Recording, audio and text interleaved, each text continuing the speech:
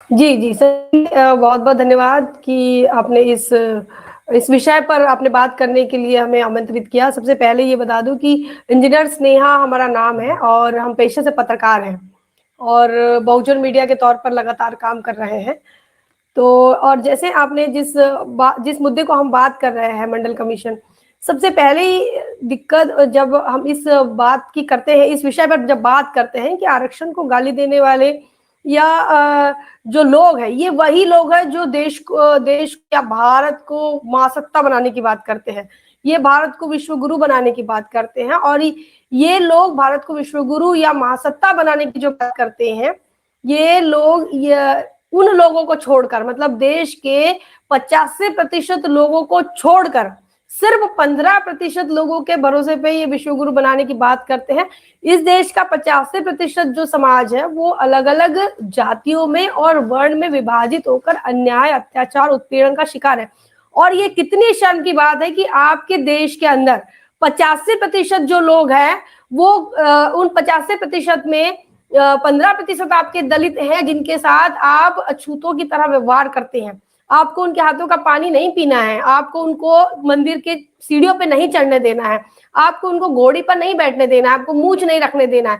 ये स्थिति है मतलब घृणा की हम स्तर बता रहे हैं कि किसी की घृणा का क्या स्तर है कि आप मूंछ तक नहीं रख सकते हैं, आप मंदिर की सीढ़ी नहीं चढ़ सकते हैं। एक स्तर ऐसा है कि देश का 7.5% आदिवासी अब जो बढ़कर अभी और उसकी संख्या बढ़ गई होगी, तो वो 7.5% आदिवासी आज भी जंगल में रहने के लिए मजबूर है और जंगल में भी अब वहां से खदेड़ा जा रहा है। तो अब वो सड़क पर वो बेघर और बेसहारा बेआसरा लोगों की तरह जीवन यापन कर रहा है इस देश का मूल निवासी। तो इनको छोड़ दीजिए, मतलब आदिवासियों का सेग्रीगेशन छोड़ दो, आदिवासियों को उनके हाल पर छोड़ दो, आदिवासियों को जंगल से बेदखल कर दो, उनसे जमीन का हक छीन लो, दलितों की पिटाई कर लो, उनकी कुटाई कर लो। और इस देश का ओबीसी जो कि भारत का मुख्य 50% से अधिक है, उस 50% में से जो मंडल आयोग ने जो दिया वो सभी को नहीं मिला। जो क्रीमी लेयर की शर्त लगने के बाद जो ओबीसी को मिलना चाहिए था वो ओबीसी को नहीं मिला और जो इस बात के लिए हकदार है, जो सही मायने में जिसे मुख्य धारा में लाने के लिए जिस ओबीसी के लिए ये रिजर्वेशन ओबीसी का रिजर्वेशन रहा या ओबीसी का रिप्रेजेंटेशन चाहिए था, उसे ये नहीं मिला। और ये बात ये है कि मतलब आप इस देश के अंदर 50% ओबीसी को, जो कि 52% बताया जाता है, 52% ओबीसी आज की तारीख में वो 60 भी हो सकता है, तो उसको भी आप मुख्यधारा से दूर रखना चाहते हैं। उसमें से उस 52% में से आप और आधे लोगों को पीछे रख रहे हैं मुख्यधारा से, आदिवासियों को पीछे रख रहे हैं और दलितों को पीछे रख रहे हैं। एक दो कम्युनिटी जो है उनका रिप्रेजेंटेशन दिखने को मिल रहा है। तो ऐसे में अगर इस देश के अंदर विश्व गुरु बनाने की बात होती है तो ये हास्यास्पद है। और हमें इस बात को जब हम सोचते हैं कि आप विश्व गुरु बनने की बात कर रहे हैं और इस देश का जो मूल निवासी है, इस देश का जो सही मायने में नागरिक है वो कहाँ है, उसकी लाइन कहाँ है, तो वो अभी भी मुख्य धारा से दूर है। जिन लोगों को आज थोड़ा बहुत मिला है वो कॉन्स्टिट्यूशन की बदौलत है, उसके लिए लड़ाइयां लड़ी गई। इस देश के अंदर इन लोगों को जो लोग आए हैं मुख्य धारा में उनको गाली दी जाती है, उन्हें आरक्षण के भरोसे पर आप आए हैं और आरक्षण। लेकिन इन चीजों को जब हम ये देखते हैं कि हजारों सालों से 3 कम्युनिटी जाति के आधार पर, वर्ण के आधार पर वह रिजर्वेशन का फायदा ले रहे हैं और यही कंसेप्ट बहुजन समाज के लोग समझना नहीं चाहते। वो नहीं समझना चाहते कि इस देश का 3.5% ब्राह्मण वो हर क्षेत्र में 100% है, उसका रिप्रेजेंटेशन हर क्षेत्र में 100% है। आप उसको ब्यूरोक्रेसी में देखोगे वो 100% मिलेगा, आप उसको एकेडमिक्स में देखोगे वो 100% मिलेगा, आप उसको व्यापार व्यवसाय में देखोगे वो 100% मिलेगा, नौकरियों में मिलेगा, एजुकेशन में मिलेगा, टेक्निकल एजुकेशन में मिलेगा, प्रोफेशनल एजुकेशन में मिलेगा। मतलब 3.5% ब्राह्मण 100% जगहों पर अपना रिप्रेजेंटेशन दे रहा है, 100%। वही हालात जो है वो यहाँ पर क्षत्रियों के हैं, वही हालात वैश्यों के हैं जो अपने आप को सवर्ण मानते हैं। हम उनकी बात नहीं कर रहे हैं कि जो बैकवर्ड है बट अपने आप को सवर्ण मानते हैं, उनकी बात नहीं कर रहे। जो मनुस्मृति ने जिसे कहा कि आप सवर्ण हैं, उनकी, जिसके पास ये स्टिग्मा है कि वो सवर्ण है, उनकी बात कर रहे हैं। तो ये रिप्रेजेंटेशन, जिन्होंने हजारों हजारों सालों से मनुस्मृति के नाम पर, वेदों शास्त्रों के नाम पर रिजर्वेशन लिया और अपने आप को राजपाट पर स्थापित किया, अपने आप को कुलगुरु बनाया, अपने आप को व्यापारी बनाया, वो लोग अगर गाली दे रहे हैं इस रिजर्वेशन सिस्टम को, तो ये बहुजन समाज को ये समझना होगा कि उसके रिप्रेजेंटेशन कहाँ गया और सबसे ज्यादा किसी का नुकसान हो रहा है तो वो आज की तारीख में ओबीसी का हो रहा है। चूंकि आज मंडल कमीशन पे बात करें, ये बात कहना जरूरी है कि सबसे ज्यादा नुकसान ओबीसी का हुआ। और मंडल आयोग लागू तो हुआ, लेकिन मंडल आयोग एक छल कपट के साथ ओबीसी को मिला। आज भी ओबीसी की वो जातियां जो हम महाराष्ट्र में देखे, जो हम राजस्थान में देखे, उनमें से ऐसी कई जातियां हैं जो अभी तक मुख्यधारा में नहीं आई। जिसे हम प्राइमरी एजुकेशन की बात करें या फिर प्राइमरी लेवल की बात करें, प्राइमरी स्तर पर भी वो जातियां अब तक उनको नोटिस नहीं किया गया है। तो ये मंडल आयोग की जो है ये लिमिटेशंस है, और जिन्होंने इस लिमिटेशंस को बनाए रखा वही लोग हैं।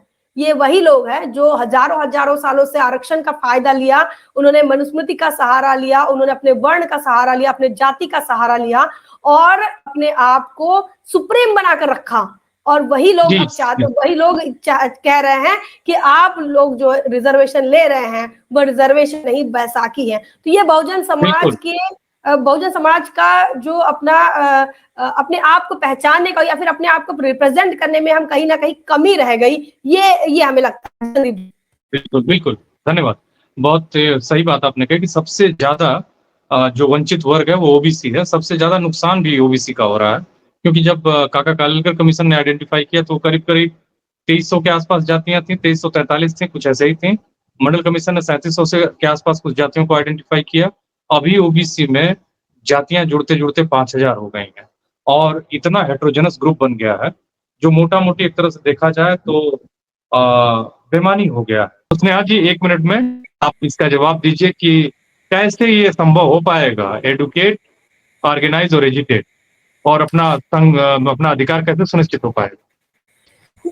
देखिए, यहाँ जैसे हम जिस पर आप बात करें, 1 मिनट में बात करनी है, वज्जियों का जिस प्रकार बुद्धा ने वज्जियों को लेकर जिस प्रकार बात कही थी कि वज्जियों के अंदर जो फूट गिरानी है या फिर वज्जियों को अलग करना है या फिर उसे विजय प्राप्त करना है, तो अजात शत्रु को जब उन्होंने पूछा कि वज्जियों पर मैं विजय कैसे प्राप्त करूंगा, तो बुद्ध ने कहा कि विजय प्राप्त करना संभव नहीं है। क्यों नहीं संभव है? क्योंकि वो उनमें आंतरिक मैत्री है, उनके अंदर एक मैत्री भाव है, उनके अंदर एक भाईचारा है। तो बगैर भाईचारा स्थापित किए ये चीज संभव नहीं है।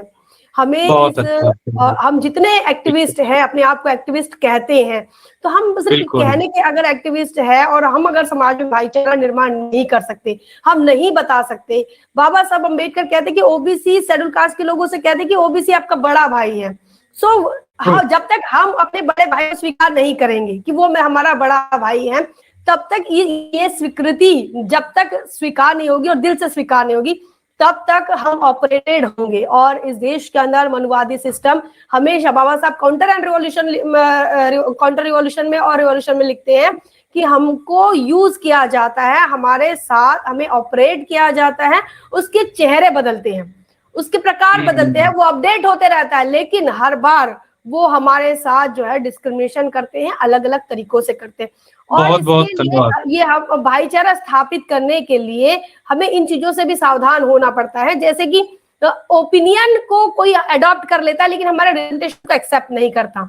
आज की तारीख में ओबीसी के ओपिनियन को स्वीकार किया जा रहा है। जो ओपिनियन मान्यवर कांशीराम साहब ने रखा, जो ओपिनियन बाबा साहब अम्बेडकर ने रखा, 1952 में रखा, 1954 में बाबा साहब ने रखा, उस ओपिनियन को या फिर 340 के ओपिनियन को स्वीकार किया कांग्रेस ने, स्वीकार किया भाजपा ने, स्वीकार किया अन्य दलों ने, लेकिन उसमें रिप्रेजेंटेशन देने के लिए वो हमेशा आगे पीछे देखते रहे। और क्रीमिलियर इसका सबसे बड़ा एग्जाम्पल। और इसीलिए जब तक एससी एसटी ओबीसी माइनॉरिटीज में भाईचारा निर्माण नहीं होगा, तब तक बात नहीं बनेगी। और बुद्धा के सिद्धांत के अनुसार एक मैत्री, करुणा, जब तक एक दूसरे के दुख से दुख नहीं होगा। ओबीसी को लगता है कि शेड्यूल कास्ट को पड़ रही है मार, हमको दिक्कत नहीं है, हम तो ठीक है, कम से कम हमको छू सकते हैं।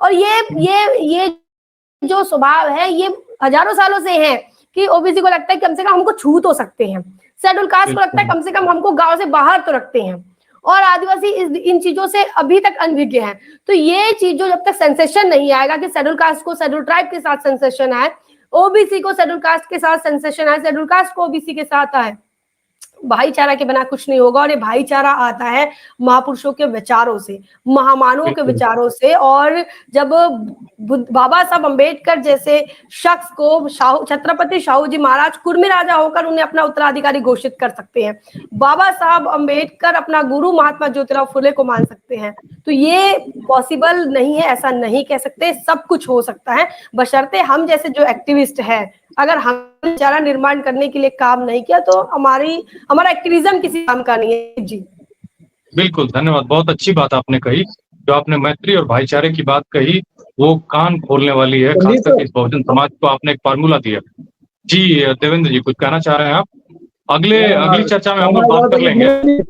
बस सेकंडों में कि मैम ने कहा कि भाईचारा के लिए तो मार्टिन निमोलर की पोयम तो आप सब लोगों ने पढ़ी होगी, जो है कि जब वो समाजवादियों को मारने आए तो ये पोयम सब लोग पढ़े, तो इसलिए वो एक एक करके सबको खत्म कर देंगे।